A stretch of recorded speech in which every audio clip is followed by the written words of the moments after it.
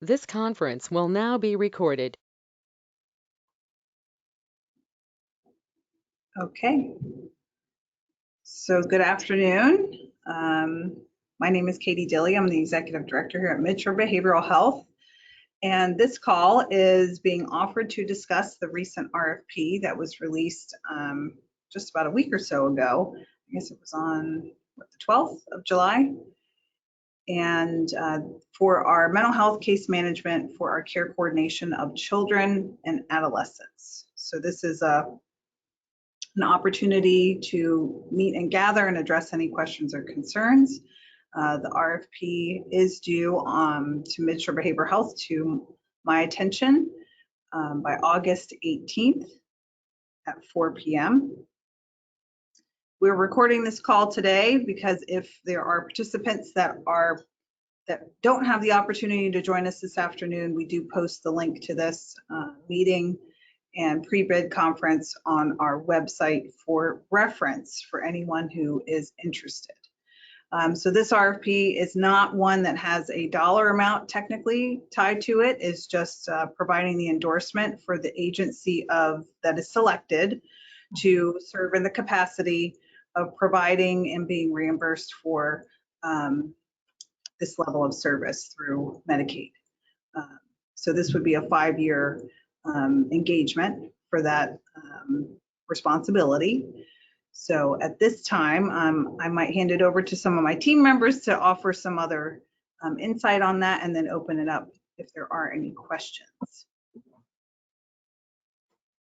I am Audra Chevanier, Caius Behavioral Health Coordinator, Team Lead, and just the last time that this was a shortened contract because it was when that this was issued because we had our contractor leave in the middle of their contract. So this is now it will be for a full 5 years and provide level 1 through 3 and 1915I services on the midshore in the midshore counties. So at this point, I think we can open it up if there are any questions.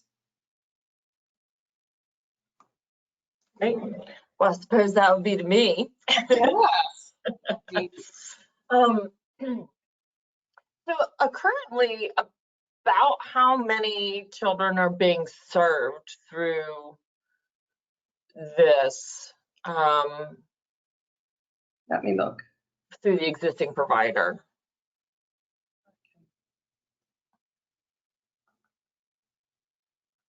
Give me a couple minutes and I will find that information.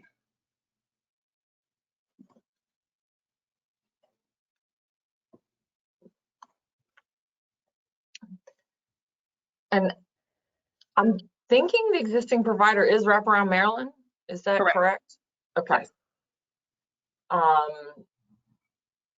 And that, so they've been doing it for the last 3 years?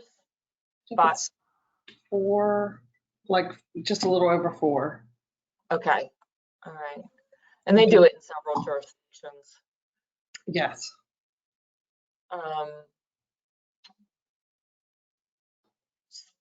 And part of the reason I'm asking is about current capacity, is try to understand what the capacity needs would be,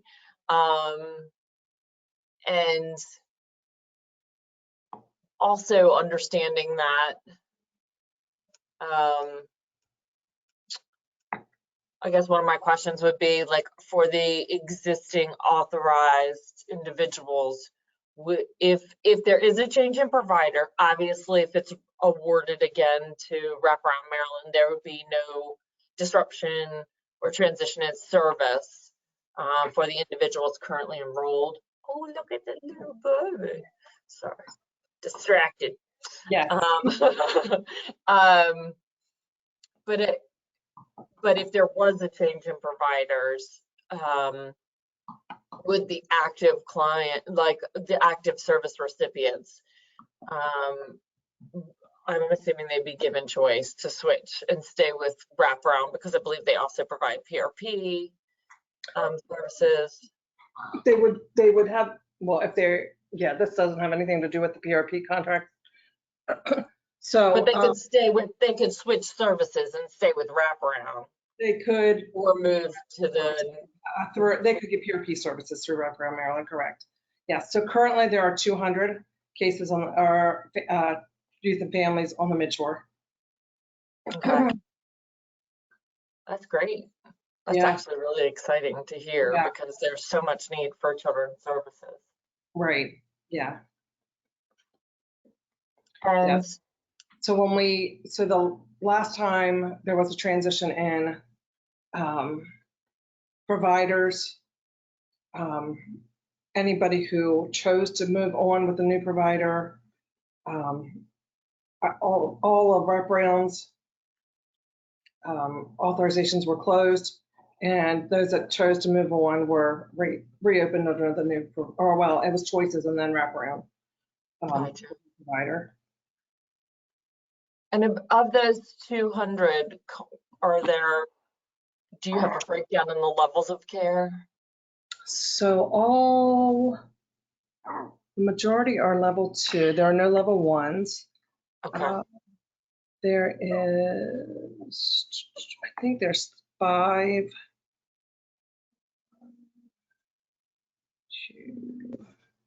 Well, maybe not.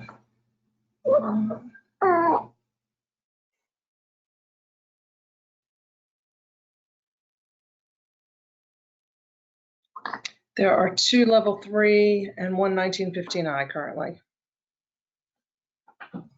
Okay. So you said there's 2 level 3 and 1 1959? Yes. I thought level 3 was 1959. So they have the option to just take level 3, which means more care coordination, but not the services from Mentor Maryland for the in-home services. Okay. If they qualify for that So the level. 1915I is in-home services from Mentor, Maryland. Yes, that's the only additional service they're offered at this point under the I, yes. Okay.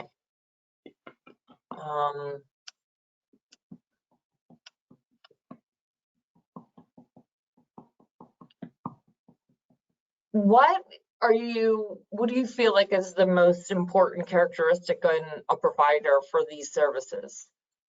Ability What are the important things? the ability to engage the family and the youth and keep them engaged.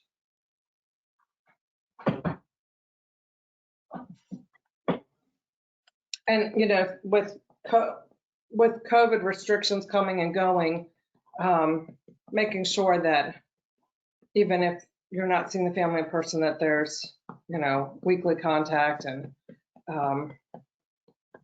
you know, some progress being made. Okay, and then the training requirements, they're available, right? So that's Yes, all online. yes.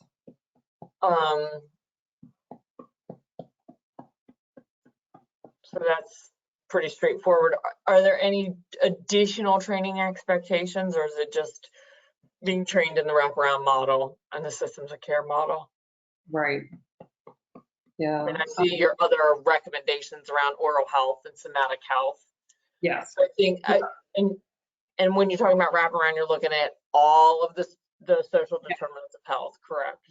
Yes. So there's, we're getting ready to do our site visit, and I forget how many different modules that they have to complete each year, and then new staff have to complete additional ones. It's like, I want to say, if I remember correctly, it was a lot when you first started, like, It's like 13 or 14, I'm thinking. Yeah, something yeah. like that. and then it's like 3 every year or something. Mhm. Along with CPR, And cans too. hands, cultural competency. Yeah. Okay.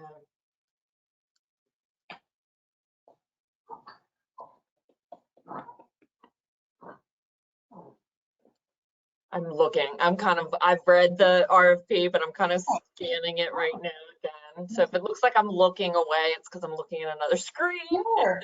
while I'm talking to you guys. I'm really not ignoring you. We're probably all doing the same thing. Like I have this on my monitor, so it looks like I'm looking away, but I'm actually looking at you guys. Exactly.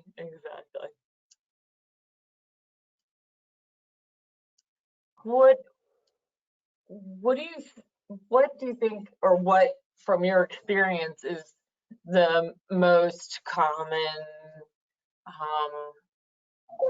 need diagnostically, but then also sort of for stabilization practically? Do you see? So like, what's the most prevalent diagnosis that you're seeing amongst the children? Sir. Just trying to think off the top of my head. I mean, we obviously see a lot of mood disorder and oppositional defiant disorder, but also anxiety and depression and ADHD was super common. Yeah. And sometimes coming in, they may only have an ADHD diagnosis, and then once they're seen in therapy, then it may have adapted. Gotcha. So, of course, the combination of mood disorder, NOS, oppositional defiant disorder, and ADHD will eventually, I think, morph into developmental trauma disorder. Right. So huge, right? Like that's kind of. Sure, exactly. Well, and it's not quite in the diagnostic manual yet, but it'll be there. So totally kind of off topic, but certainly on topic too is, yes, a lot of attachment, reactive attachment type, and manifestation of trauma, lack of trust, difficulty with authority. Yes. Disruptive relations within the family. Yes. Okay. Yeah. And then typical, because you think of this targeted case management as service linkage, but this is far more intense, right? So level 1's like the twice a month. Level 2 is more like the 5 times a month, the intensive kind of Sarah, parallel. Can you speak to that a little bit, Sarah?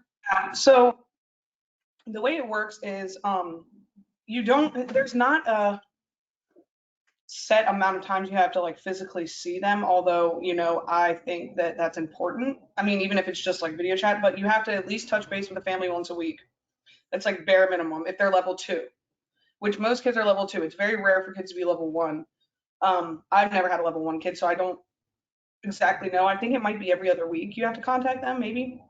And then level 3, it's the same. You have to at least talk to them at least once a month, but you just have extra units and you have to have the team meetings. See, level 2 team meetings are every 3 months, aren't they? Yes, it's every 90 days, and then it's every 30 to days. 45 days.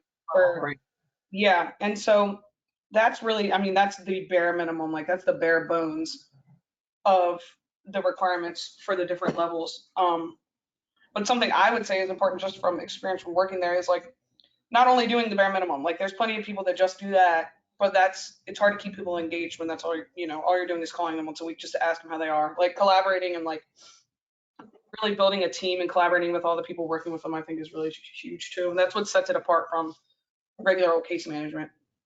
Yeah. I'm very familiar with the wraparound model. Yeah, and as much as I wish we still had I wish it was still the wraparound model, the full wraparound model. It's not. It's not. It's this hybrid. Yes. Mm-hmm. Yes. Whatever, fee for service hybrid. Yes. Something. But it's interesting because we used to do that, right? We long time ago, one of the first contracts that I ever worked on was intensive support services, which was a hybrid. Sure. In-home family therapy, sort of a wraparound before wraparound ever came to Maryland. Right. And that's why I have interest in this. I certainly have interest, we do as an organization, certainly. And we know that there's been a lot of contraction of services for youth across the state of Maryland and that they are woefully underserved. I'm sorry, go ahead. No, go ahead. Well, one of the other things that we will be seeing too with the changes in juvenile services and who they can engage and not, we may even be seeing a more referrals to wraparound, because they're saying, you know, that's the one to refer to, which great, but we also need additional services. And that's the thing, like part of me, like, when this came out, I was kind of like, oh, okay. Like I didn't expect it.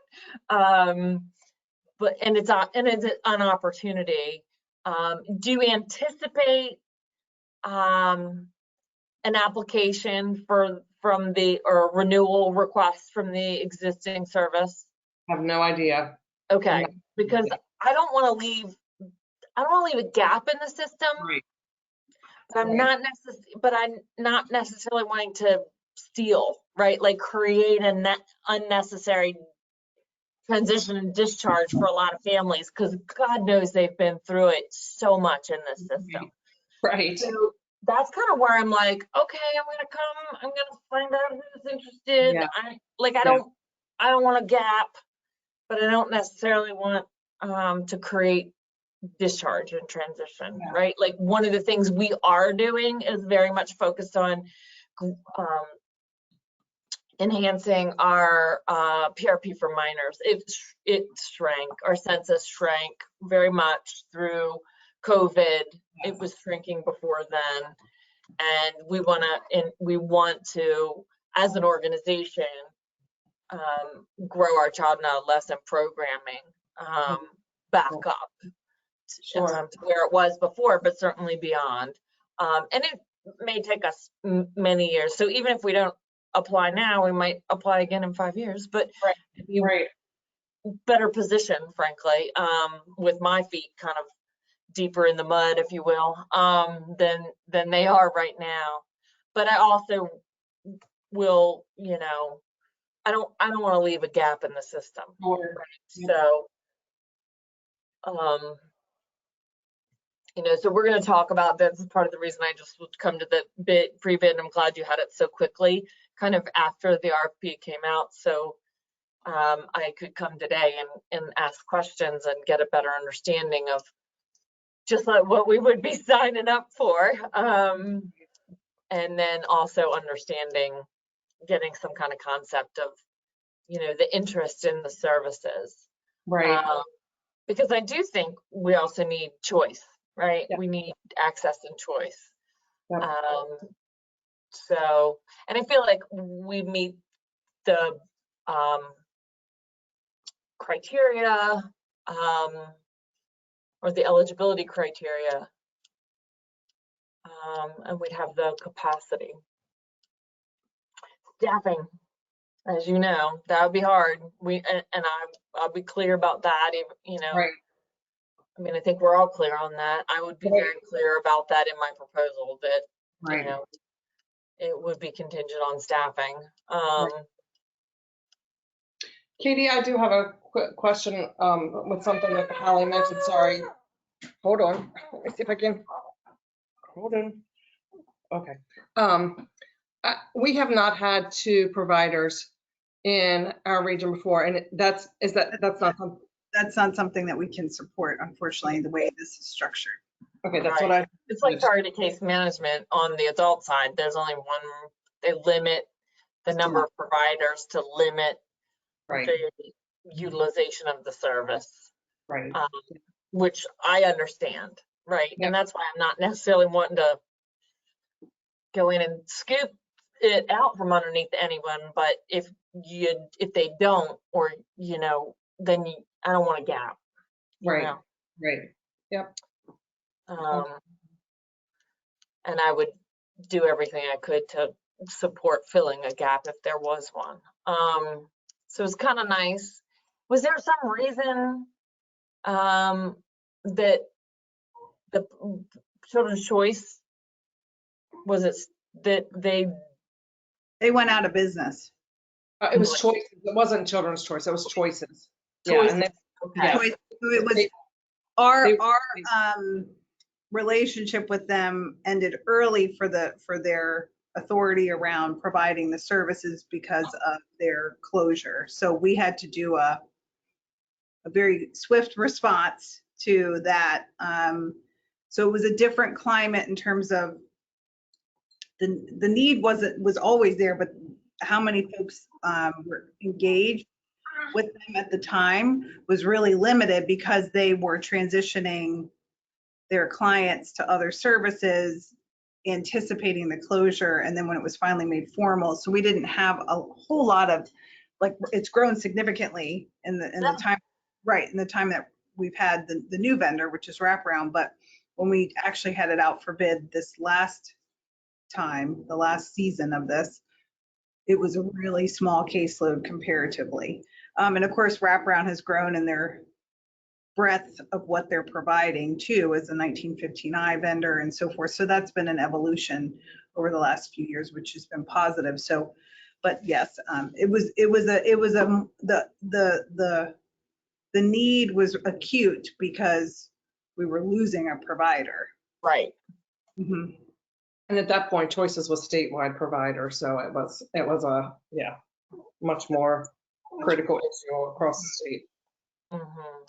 Yeah, there were only 5 care coordinators when I started in 2018, and then there's probably almost 20 now. Wow. Yeah.